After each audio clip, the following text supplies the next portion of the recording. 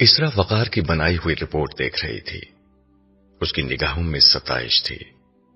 Report انتہائی جامع تھی. وہ خود بھی بناتی تو شاید اس طرح کی رپورٹ نہیں بنا پاتی. یہ ایک ایسے شخص کی رپورٹ تھی جس کی کاروبار کے ہر پہلو پر انتہائی گہری نظر تھی. آپ نے بہت اچھی رپورٹ بنائی ہے. میں نہیں سمجھتی کہ میں اس میں کوئی اضافہ کر سکتی ہوں. آپ نے تو 1 ماہ کے مختصر عرصے میں ہر چیز کو سمجھ کر اس کا بہت اچھا تجزیہ کر دیا ہے. تجاویز بھی بہت اچھی ہیں. پلان بی اور سی بھی بیان کر دیا ہے. آپ کا بزنس ویژن بہت اچھا ہے. آپ کو تو اپنا کوئی کاروبار کرنا چاہیے تھا. وقار بس واجبی سے مسکرا کر رہ گیا. وہ اسے کیا بتاتا کہ کاروبار کرنا اس کی سرشت میں شامل تھا. اس نے اور سونیا نے مل کر تھوڑے عرصے میں اپنے کاروبار کو کہاں سے کہاں پہنچا دیا تھا. اسرا نے دل کھول کر اس کی جو تعریف کی تھی اس کی ایک اور وجہ بھی تھی. وہ اسے شروع میں کوئی سیدھا سادہ شخص سمجھتی تھی جو اس طرح کی ذمہ داری کا اہل نہ تھا. اس کے ذہن میں یہ بات تھی کہ اسے عظمت صاحب کا احسان اتارنا ہے. اسے رکھ کر اس نے اپنی دانش میں ان کے احسانوں کا بوجھ کم کر دیا تھا. اس کا خیال تھا کہ وقار یہ ذمہ داری نہیں اٹھا سکے گا. اس کے دل میں یہ خلش تھی کہ اس نے ایک نااہل شخص کو سفارش پر رکھ لیا تھا. مگر آج اس کی رپورٹ دیکھ کر وہ بہت مطمئن ہو گئی تھی. وقار نے واقعی کمال کر دیا تھا. وقار صاحب، میں آج سے پہلے اس حوالے سے کافی دباؤ میں تھی، لیکن اب میں بالکل ریلیکس ہوں اور اس پورے پروجیکٹ کو آپ پر چھوڑتی ہوں. یہ پروجیکٹ کامیاب رہا تو میں آپ کی جاب کو مستقل کرانے کی پوری کوشش کروں گی. آپ جیسے لوگ کسی ادارے کے لیے ایک سرمایہ ہوتے ہیں. میں ابھی جرمنی بات کر کے وہاں سے آنے والی ٹیم کی ڈیٹ فائنل کراتی ہوں تاکہ اس پروجیکٹ پر کام جلد از جلد شروع ہو جائے. یہ پروجیکٹ میری بہت بڑی کامیابی ہوگی. یہ کہہ کر اس نے فون اٹھا لیا.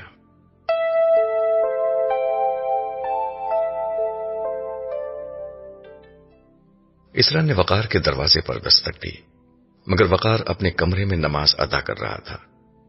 جب کوئی جواب نہیں آیا تو دروازہ کھول کر اندر داخل ہو گئی. اسے نماز پڑھتا دیکھ کر وہ واپس جانے لگی، مگر پھر کچھ سوچ کر اندر آ کر کرسی پر بیٹھ گئی.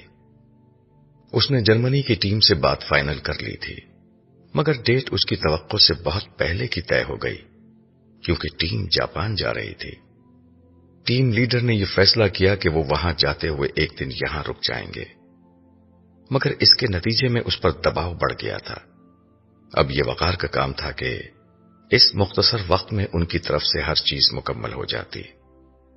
چنانچہ یہی ڈسکس کرنے کے لیے وہ خلاف معمول وقار کے کمرے میں آ گئی تھی. اب وہ بات کر کے ہی واپس جانا چاہتی تھی.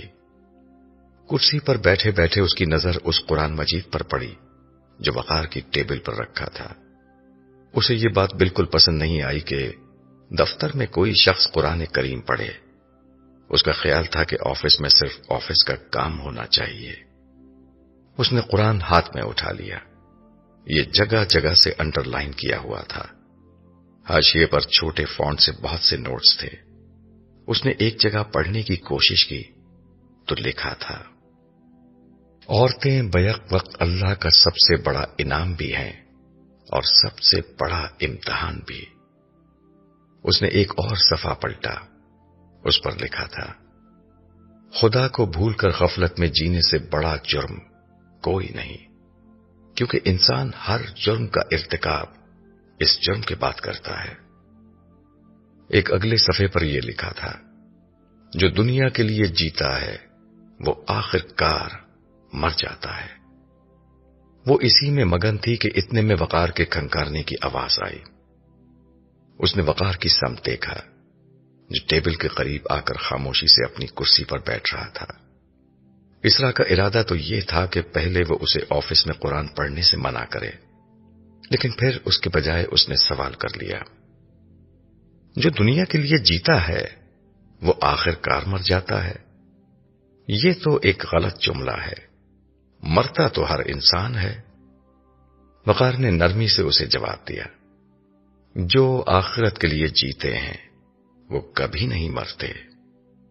یہ تو کوئی بات نہیں ہوئی، گنہگار بھی تو آخرت میں زندہ کیے جائیں گے، مگر سزا کی زندگی کوئی زندگی تو نہیں ہوگی نا، آگ میں جلنے والوں کی کیسی زندگی۔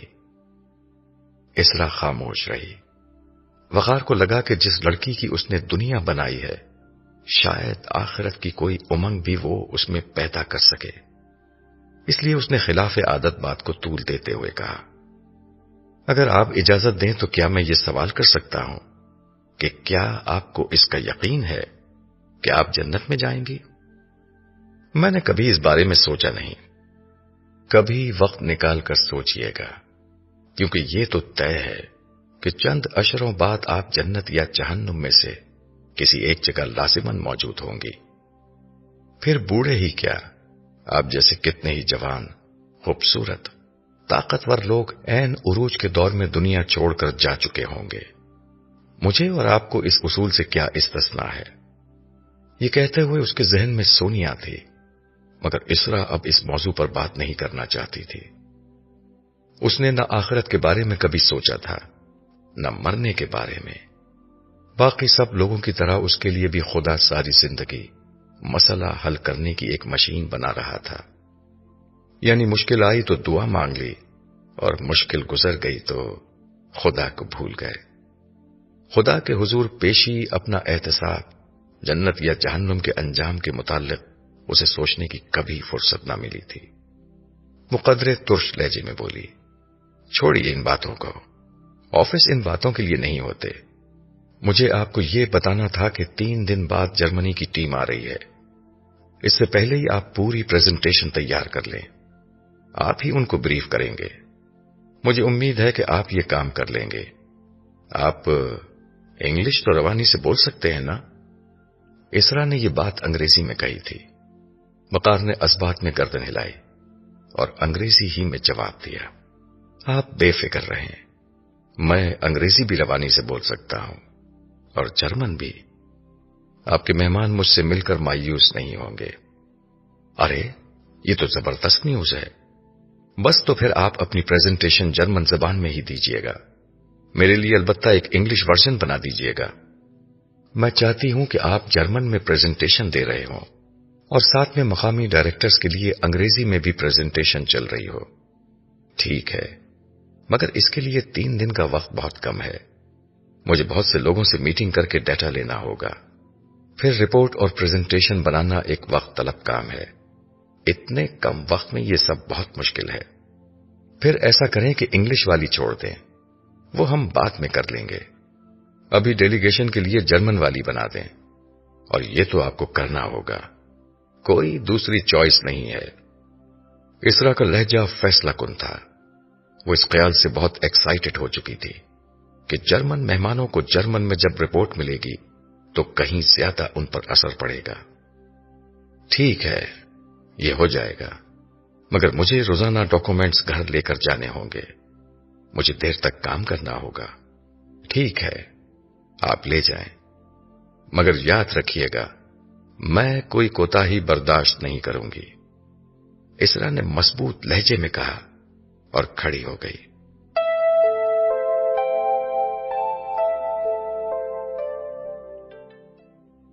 یہ 3 دن وقار کے لیے سخت محنت کے دن تھے، وہ دفتر میں بھی مسلسل کام کر رہا تھا اور گھر میں بھی رات گئے تک جاگ کر کام کر رہا تھا۔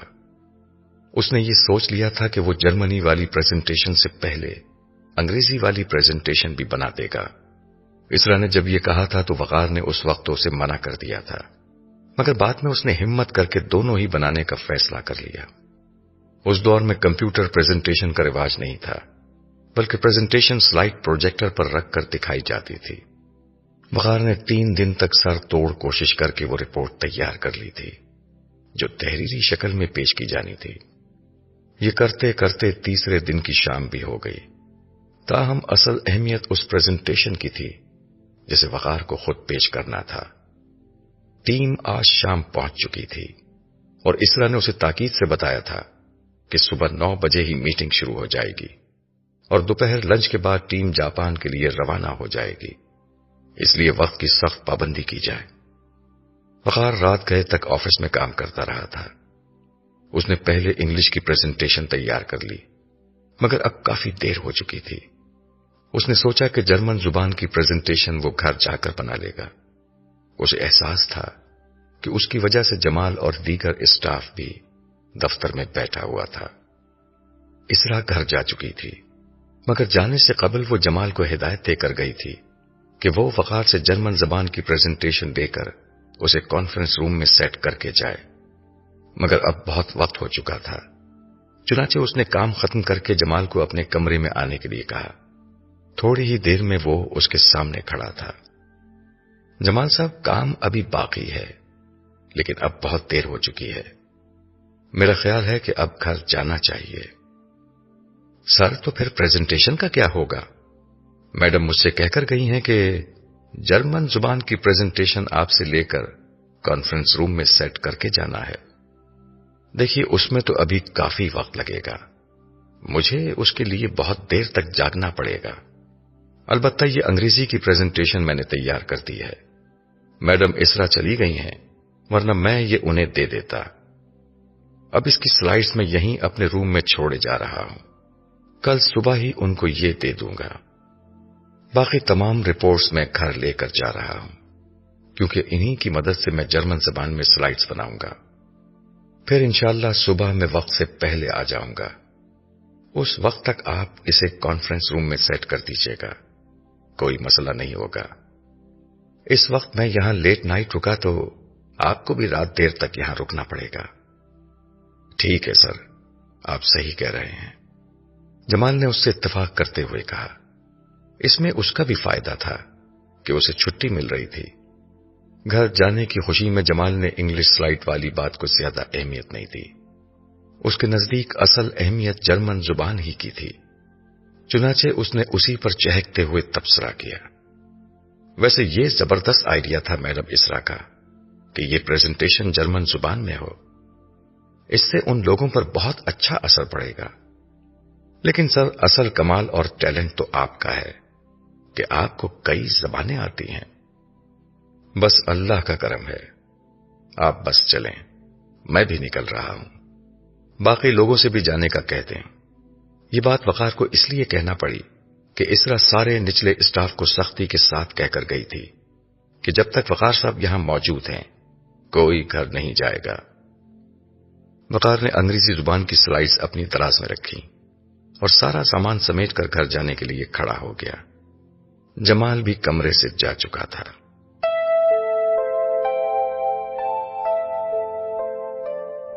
آفس میں صبح ہی سے قیامت آئی ہوئی تھی۔ اسرا نے پورا آفس سر پر اٹھا لیا تھا۔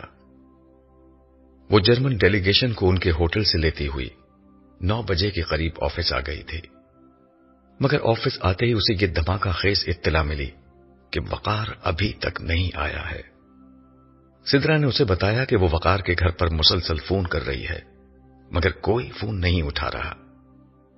موبائل فون کا اس وقت کوئی تصور نہ تھا، لہذا یہ جاننا ممکن نہ تھا کہ وقار کہاں ہے۔ کچھ دیر بعد اسرا نے جمال کو بلایا اور اس سے کہا کہ وہ کمپنی کی گاڑی میں وقار کے گھر جائے اور معلوم کرے کہ وقار کہاں ہے۔ وقار کا گھر دور تھا۔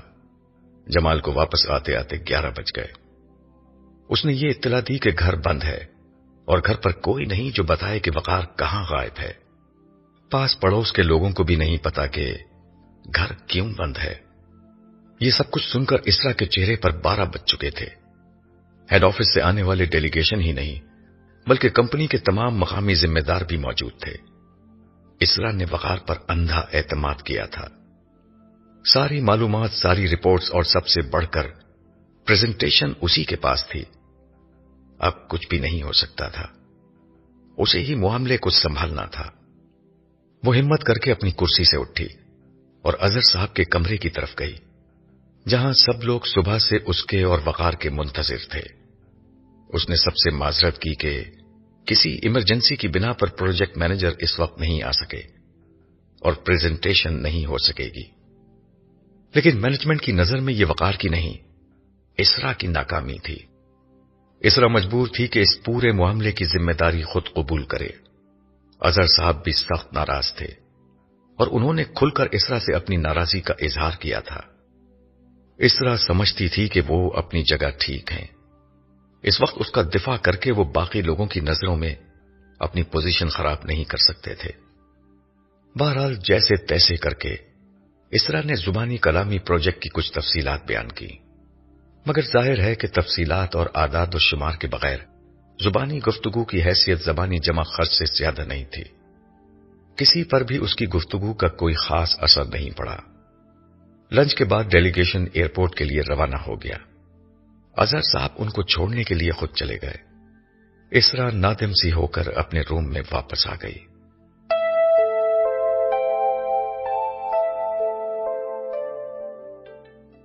اسرا اپنے روم میں سر پکڑ کر بیٹھی ہوئی تھی۔ زندگی میں اس کی اتنی سبکی کبھی نہیں ہوئی تھی، نہ کبھی اس نے ایسی کسی ناکامی کا سامنا کیا تھا۔ اسے شدید غصہ اس بات پر تھا کہ اس نے وقار پر اتنا اعتماد کیوں کر لیا۔ پھر اس نے فون اٹھایا اور سدرا سے کہا، تم بھی اندر آؤ اور باقی ٹیم ممبرز کو بھی ساتھ لے کر آؤ۔ تھوڑی ہی دیر میں سدرا کے ساتھ جمال، انم، ربیہ اندر آ گئے۔ سب کے چہرے اترے ہوئے تھے۔ انہیں اچھی طرح اندازہ تھا کہ اسرا کے ساتھ بہت برا ہوا ہے، مگر ظاہر ہے کہ ان میں سے کسی کا کوئی قصور نہ تھا۔ اصل انچارج وقار تھا اور سارے کاغذات گھر لے جانے کی اجازت بھی اسے اسرا ہی نے دی تھی۔ ان کے اندر آتے ہی اسرا نے سدرا سے کہا، ایک ٹرمینیشن لیٹر لکھو۔ سدرا کو معلوم تھا کہ یہ کس کے لیے لکھا جا رہا ہے، مگر پھر بھی اس نے پوچھ لیا، میڈم کس کے لیے لکھوں؟ بتانے کی ضرورت ہے کہ کس کے لیے لکھو؟ کیا تمہاری عقل بھی گھاس چرنے چلی گئی ہے؟ اسرا اسی پر برس پڑی۔ سدرا یہ سنتے ہی الٹے قدموں کمرے سے باہر نکل گئی۔ اس کے جاتے ہی اسرا نے ان تینوں کو دیکھا۔ وہ بہت غصے کے عالم میں ان تینوں کو گھور رہی تھی۔ آپ میں سے کوئی بھی اس قابل نہیں تھا کہ وقار کی غیر موجودگی میں پریزنٹیشن دے دیتا۔ میڈم اصل میں ہمارا کام تو وقار صاحب کو تعاون فراہم کرنا تھا۔ اصل میں ساری تفصیلات وقار صاحب کو معلوم تھیں، یا پھر آپ کو؟ انم نے ڈرتے ڈرتے کہا تو اسرا پھٹ پڑی۔ نام نہ لو اس شخص کا میرے سامنے۔ میں نے اس سے کہا تھا کہ ایک انگریزی کی پریزنٹیشن بنا دے۔ وہ بنا دیتا تو میں ہی کھڑی ہو کر جیسے تیسے اسے پیش کر دیتی، بات سمجھ جاتی، مگر اس میں اتنی ذمہ داری ہوتی تو اس طرح غائب ہی کیوں ہوتا؟ اسرا کا یہ جملہ سنتے ہی جمال کے قدموں میں گویا ایک بم پھٹ گیا۔ یہ بات وہ صبح سے بھولا ہوا تھا کہ کل رات جاتے وقت وقار نے اسے انگلش والی پریزنٹیشن کے بارے میں بتا دیا تھا، اور یہ بھی بتا دیا تھا کہ وہ یہیں آفس میں وقار کے روم میں موجود ہے۔ یہ بات وہ اسرا کو بتا دیتا تو اسرا کی پوزیشن خراب نہیں ہوتی، وہ خود ہی پریزنٹیشن دے دیتی۔ اسے احساس ہوا کہ اسرا نے ابھی ابھی وقار کا ٹرمینیشن لیٹر لکھوایا ہے۔ یہی انجام اب اس کے سامنے تھا۔ اس کا رنگ پیلا پڑ چکا تھا۔ کچھ دیر کمرے میں خاموشی چھائی رہی، پھر اسرا کی غصے سے بھرپور آواز بلند ہوئی، آپ لوگ جائیے اور وقار کے انجام سے سبق سیکھیے۔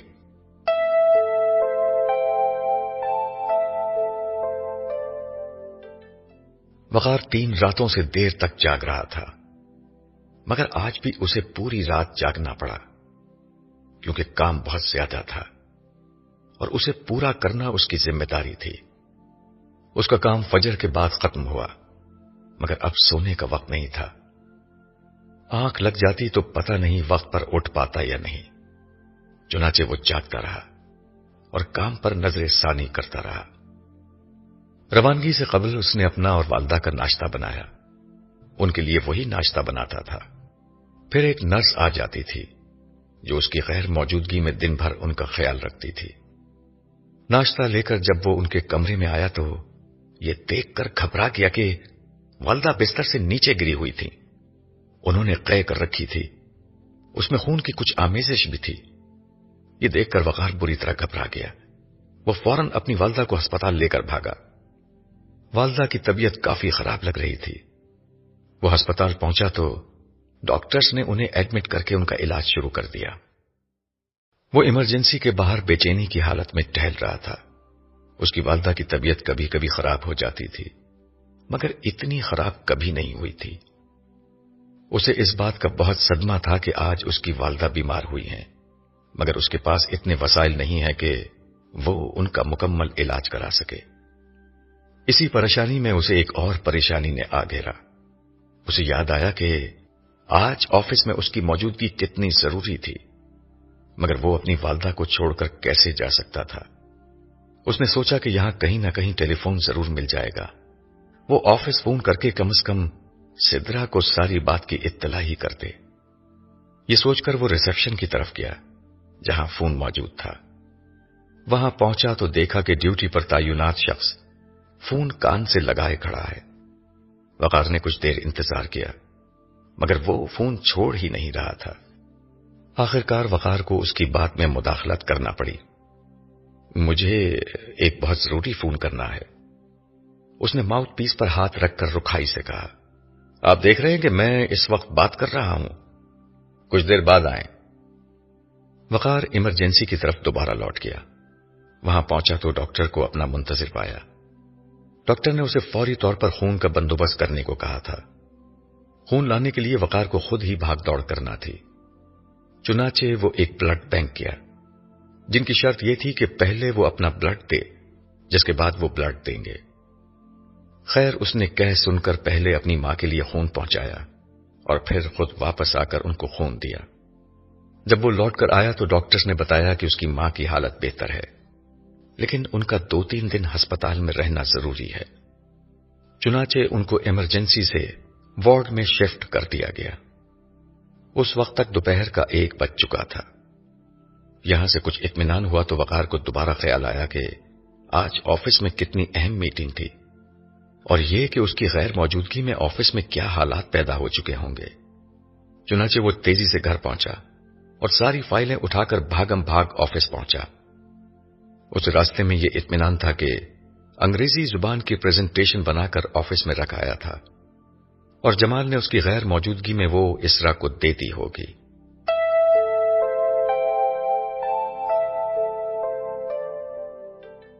آفس پہنچتے پہنچتے وقار کو 2:30 بج چکے تھے۔ اسے دیکھتے ہی سدرا نے کہا، وقار صاحب آپ کہاں غائب تھے؟ آپ کے گھر پر فون کر کر کے میں تھک گئی، کوئی جواب نہیں آیا۔ میڈم نے جمال کو آپ کے گھر بھی بھجوایا تھا مگر وہاں کوئی نہ تھا، آپ کا تو کوئی اتا پتا ہی نہیں تھا۔ آپ کہاں تھے؟ ٹیم ہے یا چلی گئی؟ وقار نے اس کی بات کا جواب دینے کے بجائے ایک سوال کیا۔ اسے اندازہ تھا کہ جو ہوا بہت برا ہوا ہے۔ وہ تو 2 بجے چلے گئے، 5 بجے ان کی فلائٹ تھی۔ وقار اس سے کچھ کہے بغیر اسرا کے کمرے کی طرف بڑھا تھا کہ جمال اس کے راستے میں آ گیا۔ سر 1 منٹ کے لیے میری بات سن لیں، بہت ضروری ہے۔ مگر میڈم پلیز سر پلیز۔ جمال کا لہجہ گڑگڑانے والا ہو رہا تھا۔ جی بولیے، کیا بات ہے؟ سر آپ میرے ساتھ آئیے۔ وقار اس کی بات پر کچھ ہچکچاتا ہوا اس کے پیچھے پیچھے اس کے کمرے کی طرف بڑھ گیا۔ اندر داخل ہوتے ہی اس نے دیکھا کہ جمال نے اس کے سامنے ہاتھ جوڑ دیے ہیں۔ یہ کیا کر رہے ہو جمال؟ سر آپ کی جاب جا چکی ہے، میڈم نے سدرا سے آپ کا ٹرمینیشن لیٹر ٹائپ کروا لیا ہے، لیکن آپ نے یہ بتا دیا کہ کل آپ مجھے انگلش والی پریزنٹیشن کا بتا کر گئے تھے، تو میڈم مجھے بھی نہیں چھوڑیں گی، وہ غصے سے پاگل ہو رہی ہیں، آپ مجھے بچا لیجئے۔ میڈم کو اس بارے میں کچھ نہ بتائیے گا۔ جمال کا لہجہ رونے والا ہو رہا تھا۔ تم نے ان کو اس بارے میں کیوں نہیں بتایا تھا؟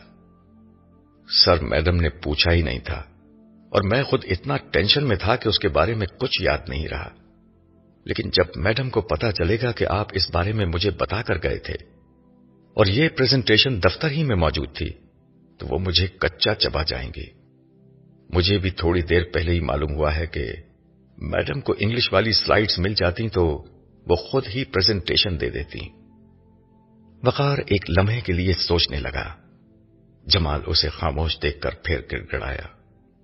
سر آپ کے پیچھے عظمت صاحب ہیں، ہو سکتا ہے کہ ان کے کہنے پر میڈم آپ کو بحال کر دیں، مگر میرے پیچھے کوئی نہیں، صرف میرا خاندان ہے۔ اس کی بات پر وقار مسکرا دیا اور دھیرے سے بولا، میرے پیچھے میرا رب ہے، مجھے کسی کی پرواہ نہیں ہے۔ پھر اس نے جمال کا کندھا تھپتھپایا۔ مگر تم بے فکر رہو، تمہارے بارے میں میڈم کو کچھ نہیں بتاؤں گا، تمہاری جاب کو کچھ نہیں ہوگا۔ یہ کہہ کر وقار اس کے کمرے سے نکل گیا۔ اس کا رخ اسرا کے کمرے کی طرف تھا۔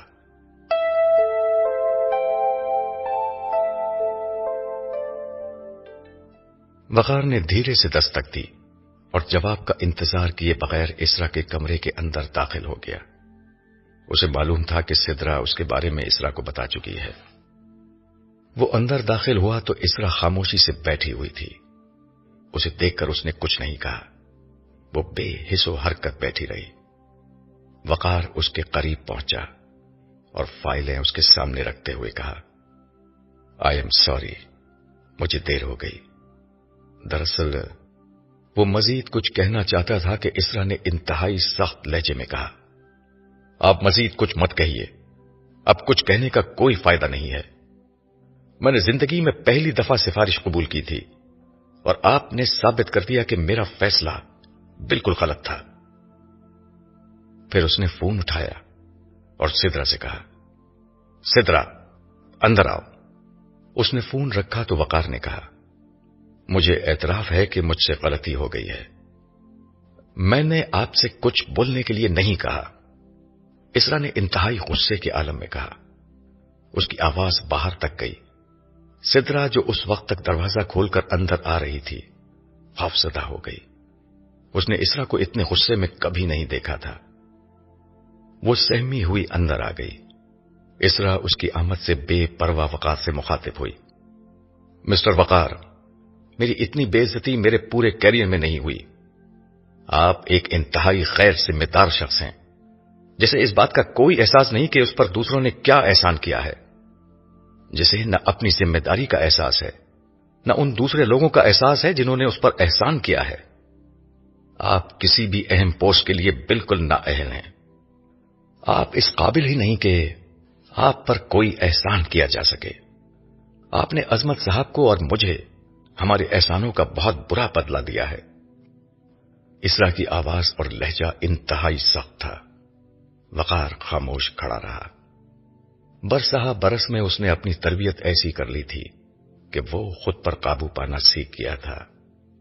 پھر اس نے سدرا کو مخاطب کر کے کہا، وقار صاحب سے ابھی چارج لے لو، فائلیں بھی لے لو اور ان کا ٹرمینیشن لیٹر ان کے حوالے کر دو۔ پھر وہ انتہائی سخت لہجے میں وقار سے مخاطب ہوئی، get out, I don't want to see your face ever again. Waqar اس توہین پر بالکل خاموش رہا۔ سدرا نے آگے بڑھ کر فائلیں اپنے ہاتھوں میں لے لی اور ستے ہوئے لہجے میں بس اتنا کہا، سر پلیز۔ وقار جانے کے لیے مڑا، پھر کچھ سوچ کر دوبارہ اسرا کی طرف رخ کر کے بولا، ہو سکے تو مجھے معاف کر دیجیے گا، میری وجہ سے آپ کو بہت پریشانی ہوئی، آئی ایم ویری سوری۔ اسرا نے اس کی بات کا کوئی جواب نہیں دیا اور بے رخی سے اپنا منہ دوسری طرف پھیر لیا۔ وقار خاموشی سے چلتا ہوا باہر نکل گیا۔